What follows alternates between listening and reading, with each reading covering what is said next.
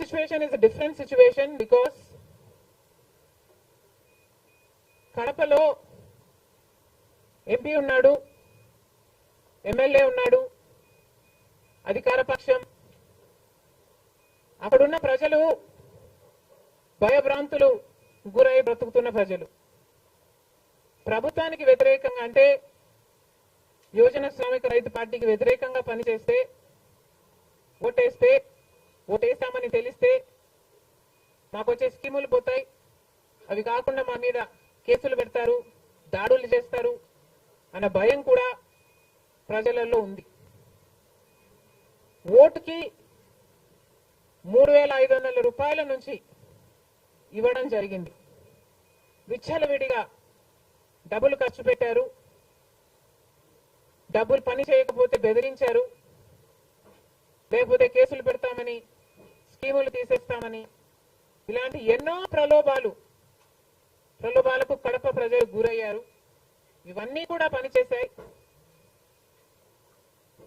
నేను కడపలో గెలవకపోవడానికి కారణం టైం అనే నేను అనుకుంటున్నాను.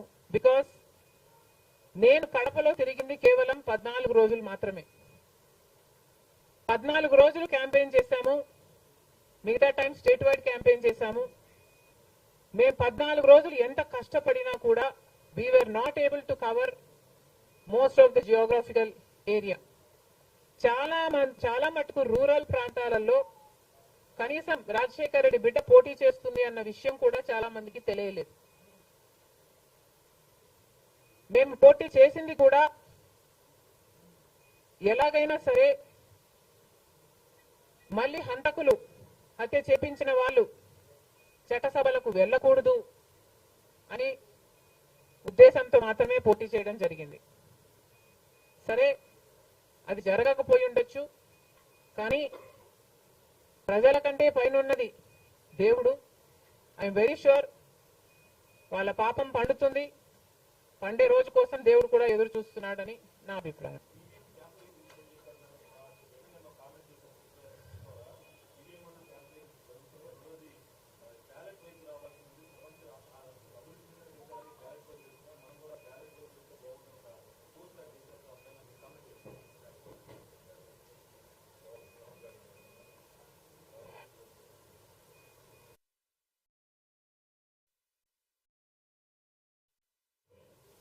ఐ ఫీల్ మేధావులు కూర్చొని సుప్రీంకోర్టుతో సహా అందరూ కూర్చొని, ఇది అంత దేశానికి సంబంధించిన విషయం కాబట్టి అందరూ కూర్చొని ఓ నిర్ణయానికి వస్తే దేశ ప్రజలు హర్షిస్తారన్నది నా అభిప్రాయం.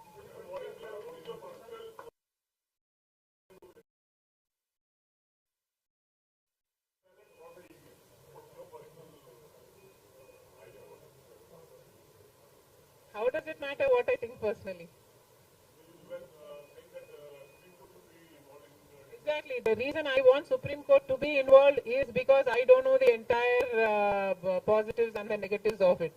So there should be intellectuals, there should be the best of the judicial sitting and discussing over it and see the pros and the cons of it and then come to a decision is what I think. Because as of now, I do not have the entire information of the whole topic.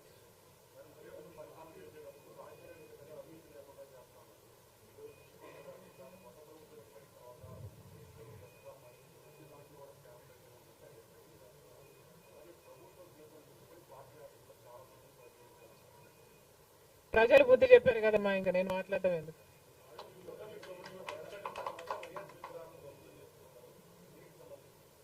ఇది చాలా దారుణం. కేవలం ఒక party ఓడిపోయింది కాబట్టి రాజశేఖర్ రెడ్డి గారి విగ్రహాలను ధ్వంసం చేయడం అన్నది చాలా దారుణం. రాజశేఖర్ రెడ్డి గారు ఒక మహానాయకుడు, ఆంధ్ర రాష్ట్ర ప్రజలకు నమ్మకంగా సేవ చేసిన నాయకుడు. సేవ చేస్తూనే ప్రజల మధ్యలో నేను ఇంకా ఎంతో చేయాలి, సాధించాలి అని రచ్చబండకని బయలుదేరి వెళ్లి చనిపోయిన నాయకుడు రాజశేఖర్ రెడ్డి గారు. రాజశేఖర్ రెడ్డి గారు లాంటి మహానాయకుడు చనిపోతే దాదాపు 7,000 మంది ప్రజలు ఆ బాధ తట్టుకోలేక, నిజాన్ని జీర్ణించుకోలేక ఆయన వెనకాలే చనిపోయారు. అంత గొప్ప నాయకుడు రాజశేఖర్ రెడ్డి గారు. ఒకసారి